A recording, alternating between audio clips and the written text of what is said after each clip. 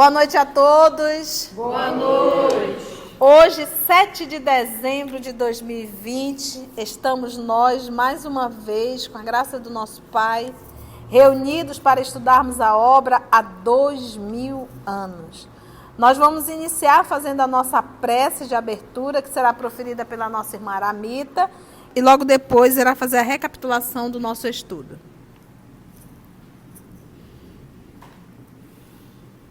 Senhor da vida, te agradecemos a oportunidade desta reunião, onde estamos estudando várias obras, e principalmente esse há 2000 anos, que tão bem Francisco Cândido Xavier e Emmanuel nos trouxeram.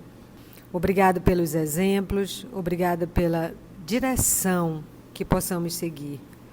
Ajuda-nos, Senhor, a compreendermos que esses personagens podíamos ser nós, os que deixaram a prova, os que se ligam em vingança, os que querem o mal dos outros. Ajuda-nos a compreendermos as lições aqui lidas e que possamos seguir os bons exemplos de Lívia, de Simeão, de Ana, que são espíritos nobres, espíritos que nos deixaram o seu exemplo para que possamos trilhar também esse caminho para um dia chegarmos até Ti. Ajuda-nos, porque Tu sabes das nossas falhas, das nossas fraquezas, das nossas procrastinações. Ajuda-nos a ficarmos contigo, porque sabemos que Tu estás conosco hoje e sempre, que assim seja. Na semana passada, no capítulo 10, o apóstolo da Samaria, Lívia, Ana e a menina Flávia estão em companhia de Simeão. O Sulpício Tarquínio soube aonde elas estavam e falou para o Pilatos. Pilatos desistiu, admirou a mulher, né, que não queria, acho que só aí que ele entendeu que ela não queria nada com ele. Admirou a coragem dela e disse que não valia a pena, ia deixar isso de mão. Mas o Sulpício pediu permissão dele para ir junto com outros homens atrás da Ana e o Pilatos deu autorização.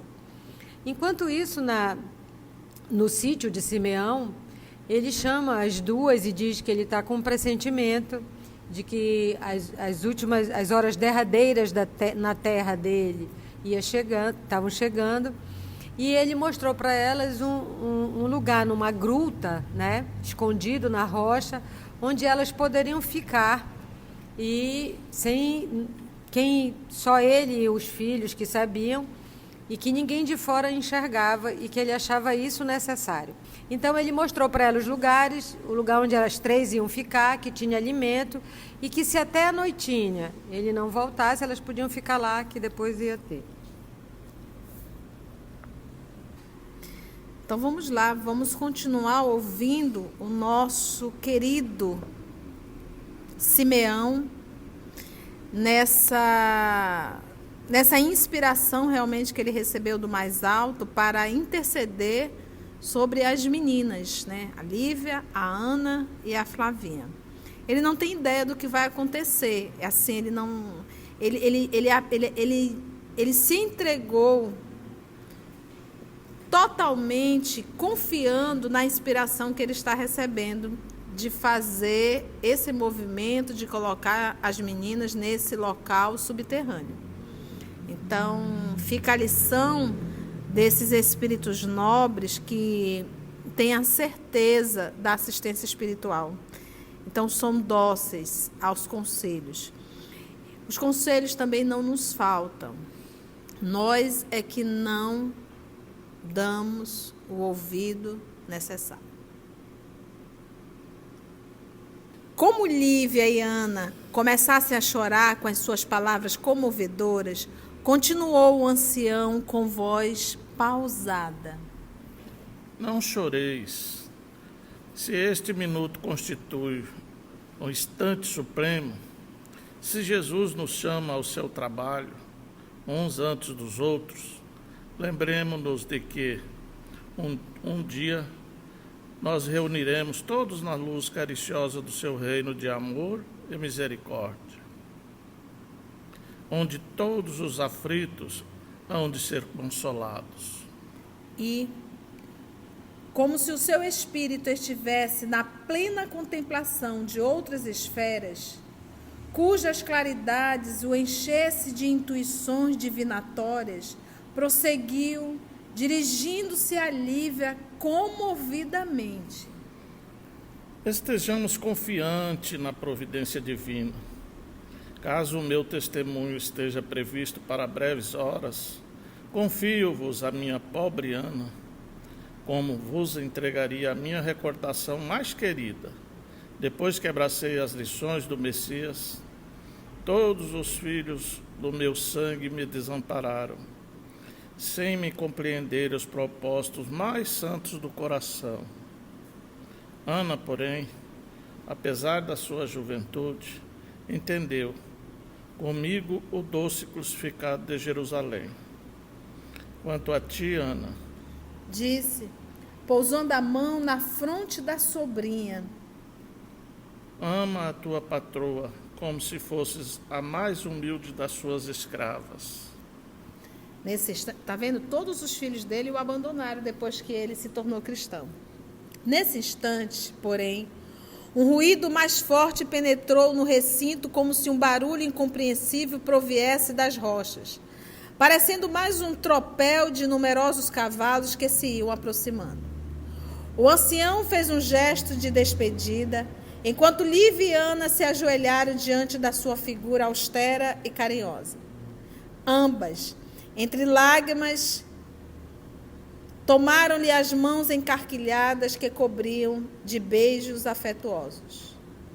Num relance, Simeão transpôs a pequena galeria, reajustando as pedras na parede com o máximo cuidado.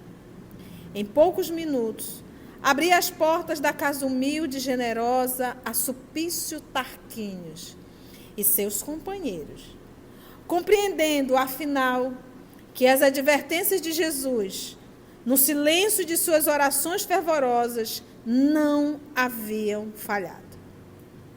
O lictor dirigiu-lhe a palavra sem qualquer cerimônia, fazendo o possível por eliminar a impressão que lhe causava a majestosa aparência do ancião, com os seus olhos altivos e serenos e as longas barbas encanecidas, brancas. Vamos ver então esse momento doloroso. Meu velho, exclamou de forma violenta, por intermédio de teus conhecidos, já sei que te chamas Simeão, e igualmente que hospedas aqui uma nobre senhora de Cafarnaum, com sua serva de confiança. Venho da parte da mais alta autoridade para falar particularmente com essas senhoras, na maior intimidade possível. Enganai-vos, lictor. Murmurou Simeão com humildade. De fato, a esposa do senador Lentulus passou por estas paragens. Todavia, apenas pela circunstância de se fazer acompanhar por uma de minhas sobrinhas netas, deu-me a honra de repousar nesta casa algumas horas. Mas deve saber onde se encontram neste momento. Não posso dizê-lo. Ignoras, porventura? Sempre entendi, replicou o ancião corajosamente, que devo ignorar todas as coisas que venham a ser conhecidas para o mal de meu semelhante. Isso é outra coisa. Redarguiu Sulpício, encolerizado, como um mentiroso de quem se descobrissem os pensamentos mais secretos. Quer dizer, então, que me ocultas o paradeiro dessas mulheres por simples capricho da tua velhice caduca? Não é isto. Conhecendo que o mundo somos todos irmãos, sinto-me no dever de amparar os mais fracos contra a perversidade dos mais fortes. Mas eu não as procuro para fazer mal algum, e chamo-te a atenção para estas insinuações insultuosas que merecem a punição da justiça. lictor. Revidou Simeão com grande serenidade. Se podeis enganar os homens, não enganais a Deus com os vossos sentimentos inconfessáveis e impuros. Sei dos vossos propósitos, que vos traz a estes sítios, e lamento a vossa impulsividade criminosa. Vossa consciência está obscurecida por pensamentos delituosos e impuros, mas todo momento é um ensejo de redenção que Deus nos concede de sua infinita bondade.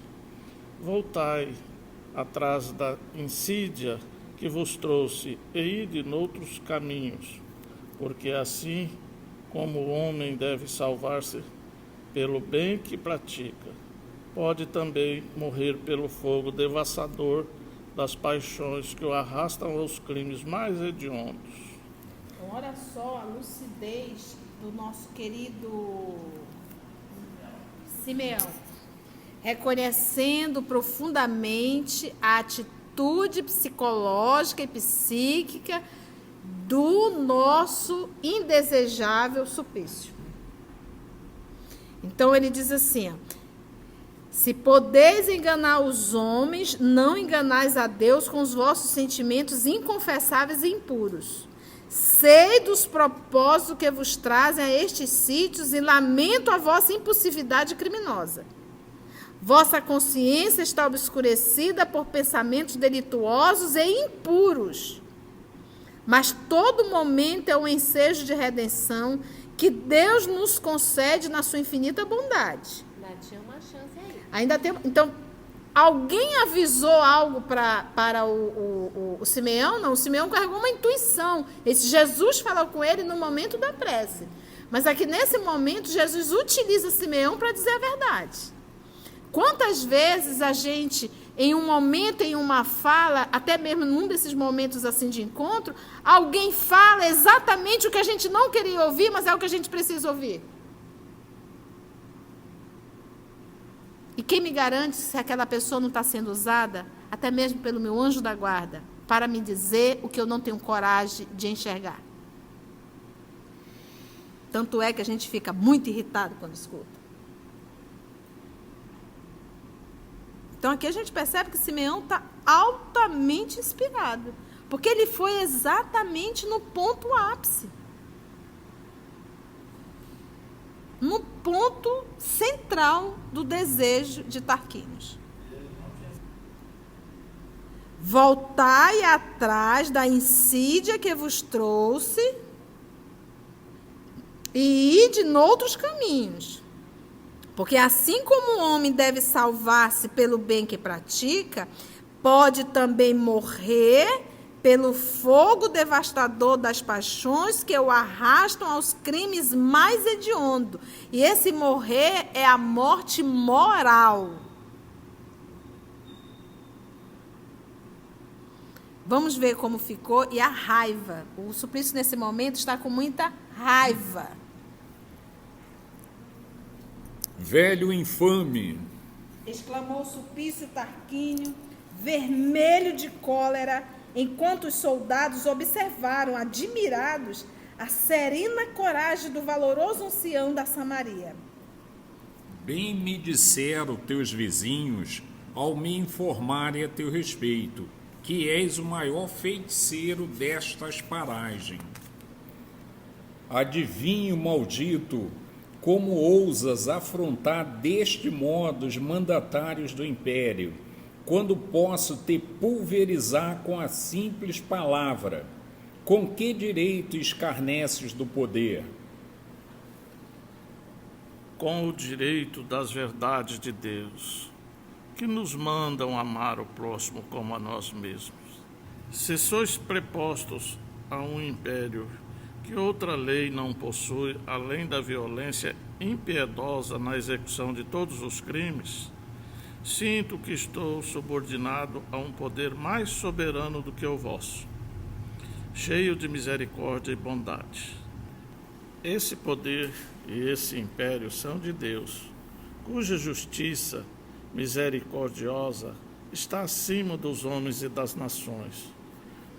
Compreendendo-lhe a coragem e a energia moral inquebrantáveis, o líquido, embora vibrante de ódio, revidou em tom fingido. Agora ele muda o tom dele.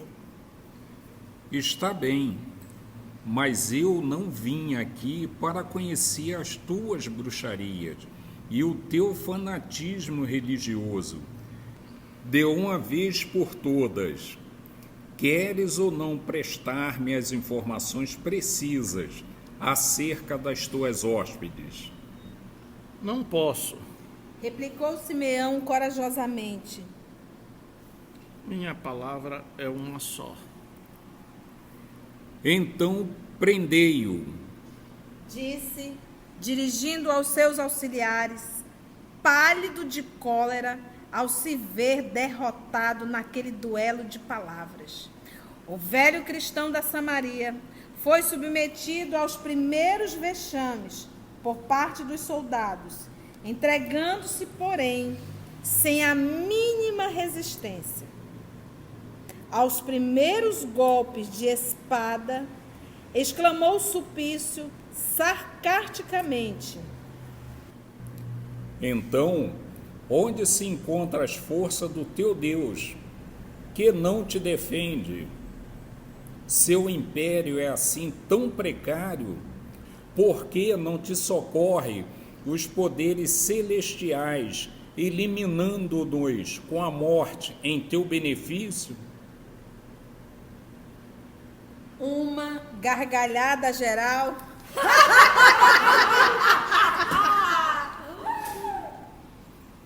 Seguiu-se a essas palavras, partida dos soldados que acompanhavam gostosamente os ímpetos criminosos do seu chefe. Simeão, todavia, tinha as energias preparadas para o testemunho da sua fé ardente e sincera. De mãos amarradas, pôde ainda revidar com a serenidade habitual. É isso que sempre chama a atenção nos cristãos verdadeiros. Serenidade. Vamos fazer um teste como vai a nossa fé. Basta avaliar a nossa condição nesse período de pandemia. Medo, desespero. Eis que Simeão está aqui com 2 soldados, mais um representante de Pilatos, armados, pronto a matá-lo, ele na maior serenidade. Mas trair, eu não vou trair o Cristo. Então, uma das características do verdadeiro cristão é a entrega total nos braços de Deus. Simeão, todavia, tinha as energias preparadas para o testemunho da sua fé ardente e sincera. De mãos amarradas, pôde ainda revidar com a serenidade habitual. Líctor, ainda que eu fosse o homem mais poderoso, o teu César, nunca ergueria a voz para ordenar a morte de quem quer que fosse. A face da terra. Sou dos que negam o próprio direito da chamada legítima defesa. Porque está escrito na lei que não matarás, sem nenhuma cláusula que autorize o homem a eliminar o seu irmão, nessa ou naquela circunstância. Toda a nossa defesa neste mundo está em Deus, porque só Ele é o Criador de toda a vida e somente Ele pode pôr e dispor dos nossos destinos. Olha, líquido, ainda que eu fosse um homem poderoso como o teu César, porque nós sabemos que dentro da Roma Antiga, os romanos idolatravam o imperador como um deus. Nunca ergueria a voz para ordenar a morte de quem quer que fosse. A face da terra. Sou dos que negam o próprio direito da chamada legítima defesa. Eu não mato nem na legítima defesa. Porque está escrito na lei que não matarás. É o 5º mandamento. Uma vez alguém me perguntou, mas Conceição, não tem nada escrito na Bíblia sobre o aborto? Eu digo, tem, fiel, o 5º mandamento. Não matarás. Sem nada mais. Não matarás. Então, é legítima defesa. 5º mandamento, não matarás. Mas eu estou com uma gravidez de risco. E o médico acha melhor, e o próprio Evangelho, ele diz que é preferível sacrificar o ser que está por nascer do que aquele que está. Mas isso não tira o livre-arbítrio da mãe se sacrificar se ela quiser. E há casos de mãe que optam em não fazer e acabam não morrendo e o filho nasce e está aí. Sem nenhuma cláusula que autorize o homem, dentro do 5º mandamento, a eliminar o seu irmão, nessa ou naquela circunstância. Toda a nossa defesa neste mundo está em Deus. Olha que lindo isso. Porque só Ele é o Criador de toda a vida e somente Ele pode pôr e dispor de nossos destinos. Sulpício experimentou o apogeu do seu ódio em face daquela coragem indomável e esclarecida. E, avançando para um dos prepostos, exclamou, enraivecido: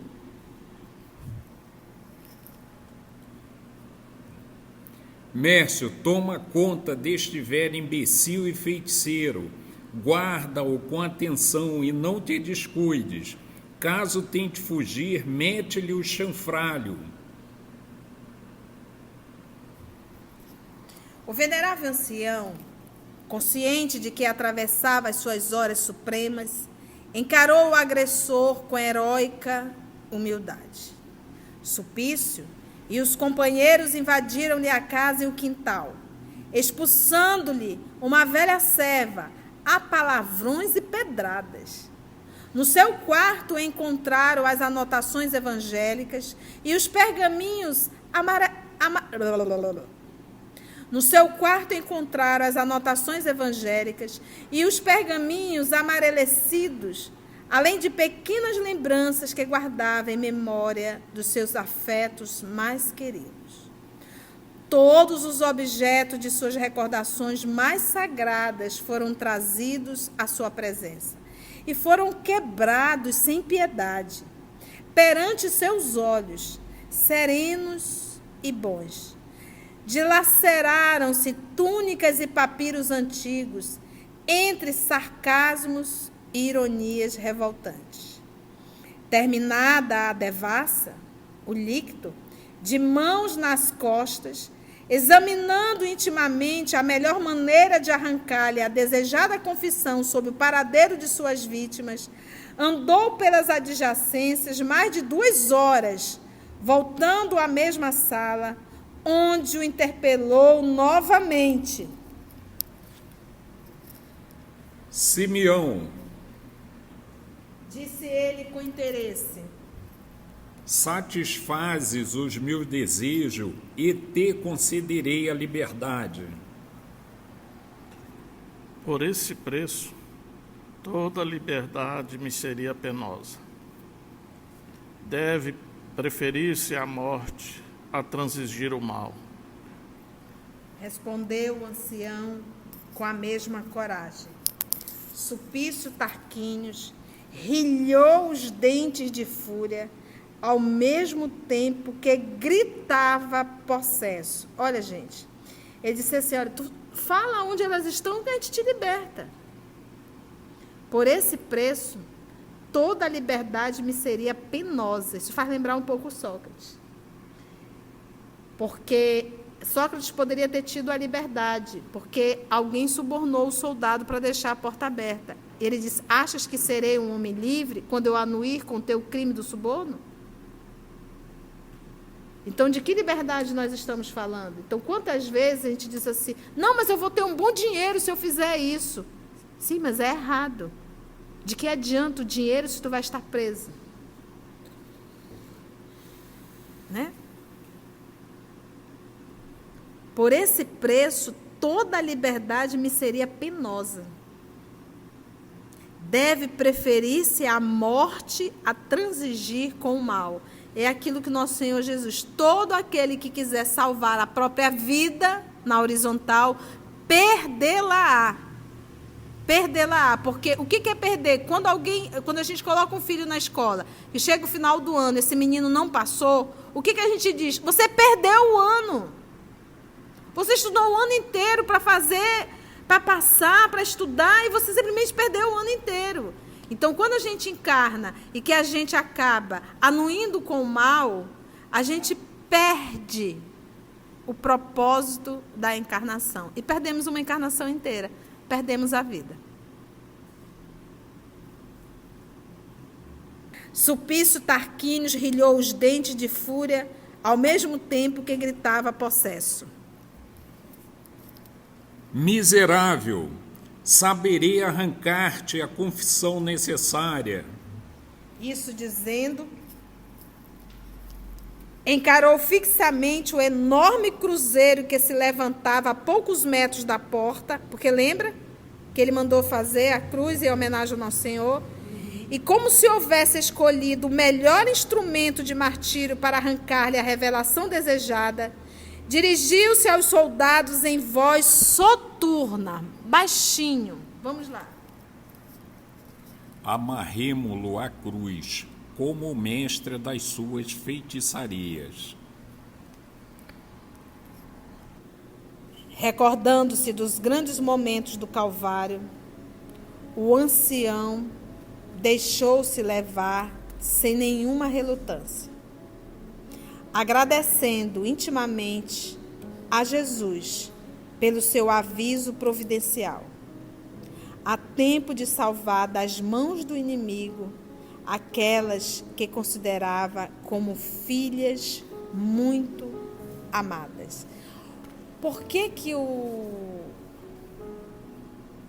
nosso querido Simeão se entrega de forma tão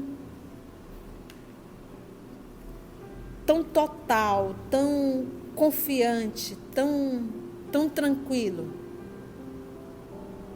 Porque ele tem a certeza da vida espiritual. Ele tem a certeza, porque ele ouviu de Jesus, que o homem pode matar o corpo, podem destruir o corpo, podem martirizar o corpo, mas não a alma. Então o Simeão tem a plena certeza da continuidade da vida no mundo espiritual. E ele quis seguir o exemplo do Senhor, que ele viu no Calvário, né? Recordando-se de Jesus no Calvário. Entrega total. Ele estava lá. Entrega total. E nesse momento agradecendo por ter salvado as meninas que ele considera filhas. No ápice, os soldados o amarraram na base do pesado madeiro, sem que a vítima demonstrasse um único gesto de resistência. Avizinhava-se o crepúsculo e Simeão recordou que, horas antes, sofria o Senhor com mais intensidade.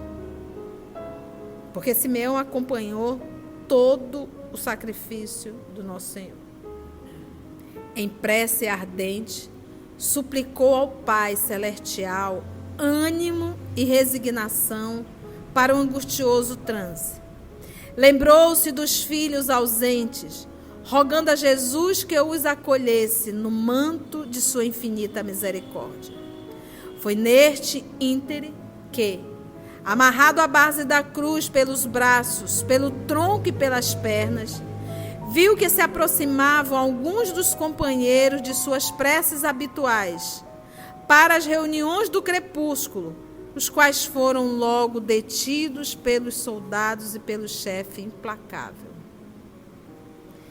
Inquiridos quanto ao ancião que ali se encontrava, com o dorso seminu para os tormentos do açoite, todos, sem exceção de um só, alegaram não conhecê-lo.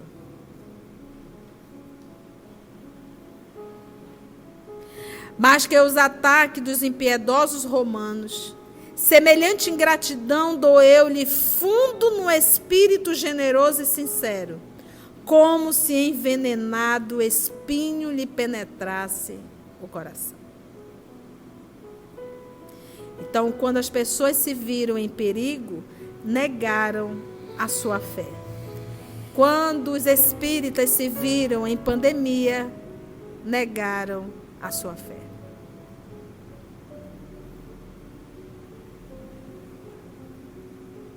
Todavia, recompôs imediatamente as suas energias espirituais e, contemplando o alto, murmurou baixinho numa prece ansiosa e ardente. Também vós, Senhor, fostes abandonado.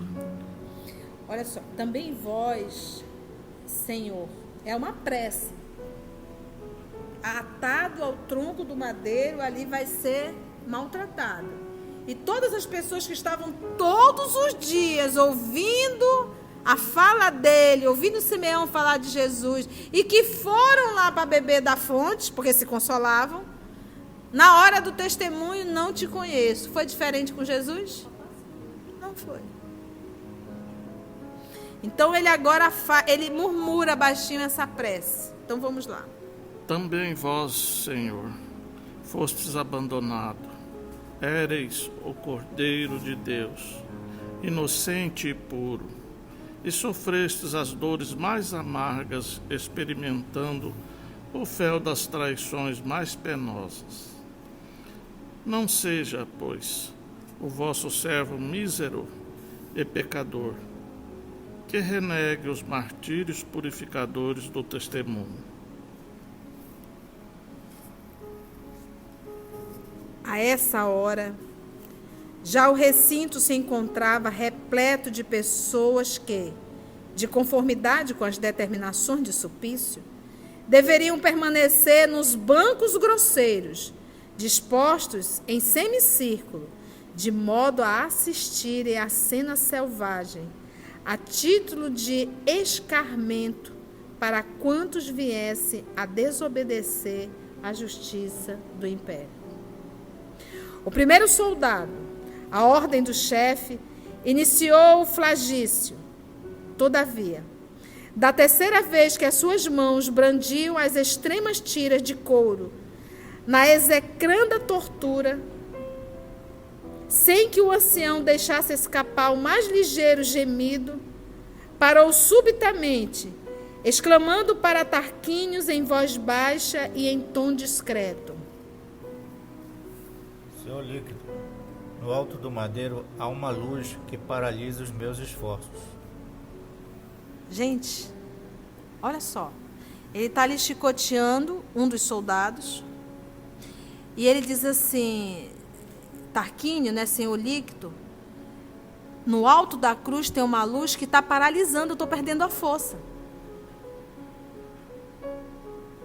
Olha o chamado. Eu estou perdendo a força. Olha só. Senhor líquido, no alto do madeiro há uma luz que paralisa os meus esforços. Lembra que ele estava o quê? Chicoteando. Encolerizado, mandou Sulpício que um novo elemento o substituísse. Mas o mesmo se repetiu com seus algozes chamados ao trabalho sinistro. Os dois perderam a força. Por isso que a gente estudou aqui no livro há 2000 anos, quando aquele funcionário que serve a Pilatos se aproximou de Jesus e pediu que Jesus solicitasse, lembra? Solicitasse uma assistência, que pedisse uma audiência com Pilatos, porque aqueles judeus eram um tanto crentes demais, ignorantes. E ele disse assim: Jesus, se eu quisesse, eu pediria a meu pai, ele enviaria uma legião de anjos e pulverizaria Jerusalém. Mas o que o meu pai quer é que eu me entregue aos judeus. Então, Jesus não fez absolutamente nada. Era necessário que se cumprisse tudo aquilo, infelizmente. Poderia ter sido diferente se nós tivéssemos tido outras atitudes. E aqui você vê a intervenção do Cristo. Esses 2 soldados que pararam foi 2 advertências para Tarquínios. 2 advertências para Tarquínios. Então, olha só. Foi então que, desesperado de ódio incompreensível... Por que ele está com tanto ódio? Porque ele não está conseguindo. Porque... É incompreensível, está além da conta. Tá além, agora, não, e por que tanto ódio? Quem foi que moveu? Lembra que o homem está obcecado e obsidiado pelo desejo em relação a Ana. É igual ser humano com fome, meio-dia, 1h da tarde, preso no trânsito. Ele vira um cão e quer que todo mundo saia da frente. É a fome, é o desejo, é as necessidades. Qualquer semelhança é mera coincidência? É como o Sulpício falou, o Simeão falou. Morrer pelo fogo devastador das paixões. Ele foi tomado. Foi tomado. Foi então que, desesperado de ódio incompreensível, tomou o sulpício dos açoites, brandindo-os ele mesmo no corpo da vítima, que se contorcia em sofrimentos angustiosos.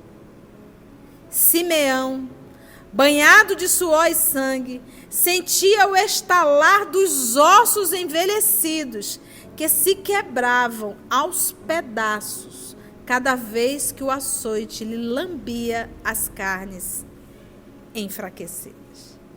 Seus lábios murmuravam preces fervorosas, apelos a Jesus para que os tormentos não se prolongassem ao infinito. Todos os presentes, não obstante o terror que os levara à defecção para com o velho discípulo de Jesus, viam-lhe com lágrimas os inomináveis padecimentos. Em dado instante, a fronte pendeu, quase desfalecida, prenunciando o fim de toda a resistência orgânica em face do martírio. Por que Jesus também não parou o Tarquínios? Quem era o mandante de tudo? Era ele, o Tarquínios. O desejo era todo dele. Jesus falou com ele, porque Jesus ama Tarquínios. Tarquínios não é inimigo de Jesus. Porque Jesus disse, daí não sairei, nenhuma das minhas ovelhas se perderá. Então não pensa que Jesus olhava para Tarquínios com ódio, com raiva ou como inimigo. O olhar era de piedade. E ele também queria salvar essa alma. Então ele disse, vou mandar Simeão, vou falar através de Simeão. Falou, ele não se apercebeu. Porque a palavra é desista, mude, volte atrás. E ele chamou Simeão de quê? Feiticeiro. Segunda advertência, um dos soldados diz, olha, uma força me paralisa, estou vendo uma luz em cima da cruz. Se irritou mais ainda, mandou o segundo, repetiu a cena e ele não ouviu. Quantas vezes a espiritualidade interfere para que a gente possa mudar o nosso roteiro, a nossa vida, para que a gente mude o rumo que a gente está tomando errado? E a gente não atende, a gente não quer enxergar. Em dado instante, a fronte pendeu, quase desfalecida, prenunciando o fim de toda a resistência orgânica em face do martírio. Sulpício Tarquínios parou, então, por 1 minuto. A sua obra nefanda, e aproximando-se do ancião, falou-lhe ao ouvido com ansiedade. Confessas agora? Mas o velho samaritano, temperado nas lutas terrestres por mais de 70 anos de sofrimento, exclamou, exausto, em voz sumida. O cristão deve morrer com Jesus pelo bem e pela verdade. Fixa a palavra, porque essa lição é para nós. O cristão deve morrer com Jesus pelo bem e pela verdade. Vamos lá. Morre então, miserável. Gritou Sulpício em voz estentórica e, tomando da espada, enterrou-lhe a lâmina no peito deprimido. Viu-se o sangue jorrar em borbotões vermelhos e abundantes. Nessa hora, cansado já do martírio, o ancião viu o ato supremo que poria termo aos seus padecimentos. Experimentou a sensação de um instrumento estranho que lhe abria o peito dolorido, sufocado por mortal angústia. Num relance, porém, lobrigou 2 mãos de neve translúcidas que pareciam alisar-lhe carinhosamente os cabelos embranquecidos. Notou que o cenário se havia transformado, enquanto fechava ligeiramente os olhos no momento doloroso. O céu não era o mesmo, nem mais à sua frente via traidores e verdugos.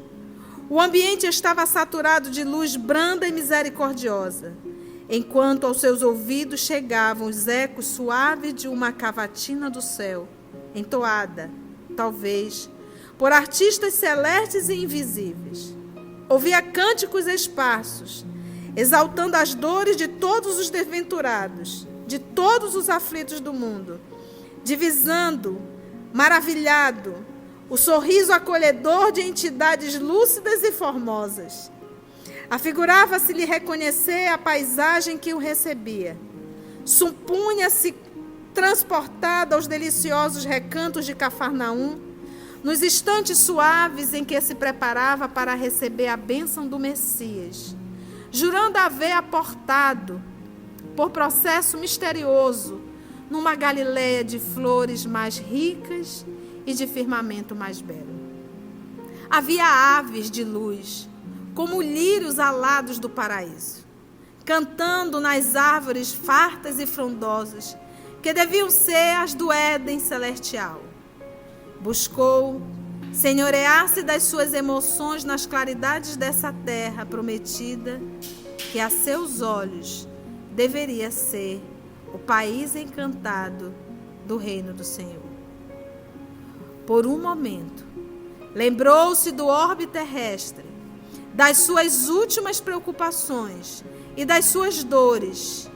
Uma sensação de cansaço dominou-lhe então o espírito abatido, mas uma voz que seus ouvidos reconheceriam entre milhares de outras vozes falou-lhe brandamente ao coração. Simeão, chegado é o tempo do repouso. Descansa agora das mágoas e das dores, porque chegaste ao meu reino, onde desfrutarás eternamente da misericórdia infinita do nosso Pai.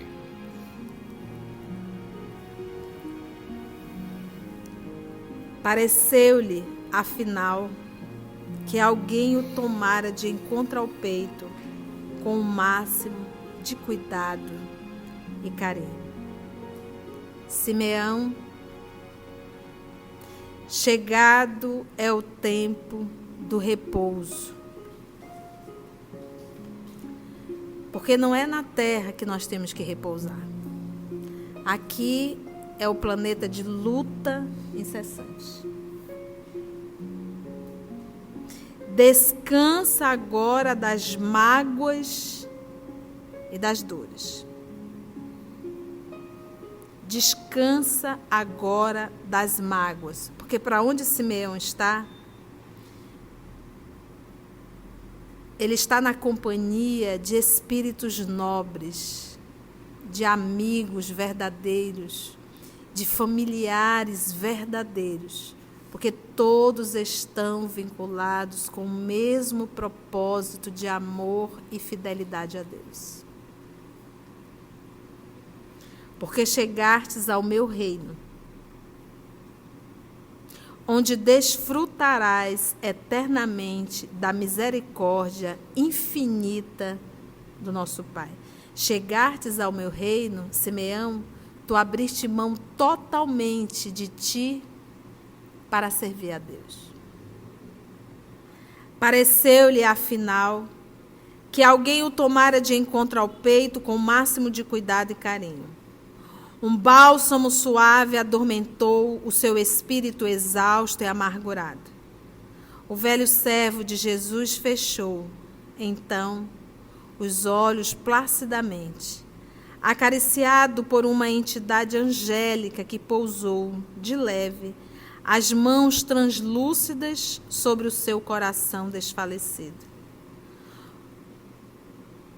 Vamos orar.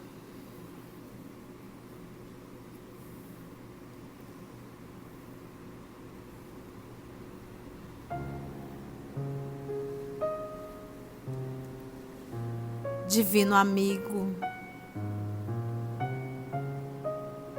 amor de nossa vida,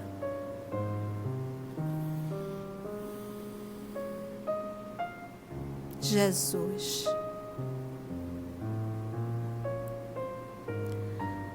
ao acompanhar o testemunho de Simeão, ao recordar o testemunho de Estevão, ao recordar a luta e testemunho do apóstolo Paulo, ao recordar a sua entrega total a Deus, ficamos a refletir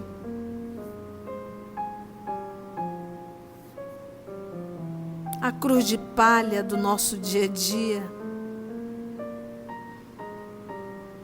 que reclamamos tanto,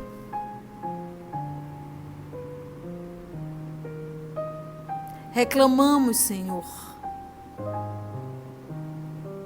de migalhas, de vírgulas e pontos seguidos, de exclamações ou interrogações. Reclamamos, Senhor, do trânsito. Reclamamos, Senhor, de alguém que olha da forma que nós nos incomodamos.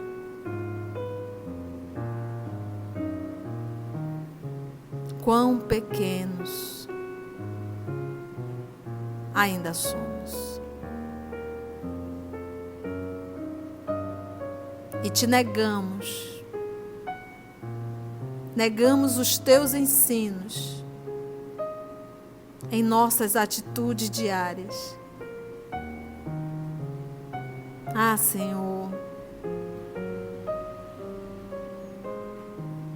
já estamos cansados e já conseguimos perceber quando fazemos um movimento cristão, o bem que isso nos faz. Ajuda-nos, Mestre amado, a conquistar a fé de Simeão, a fidelidade de Paulo, a amorosidade de Estevão.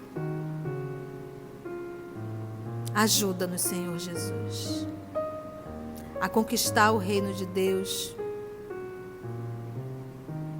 que começa e que está dentro de cada um de nós. Obrigada, divino amigo.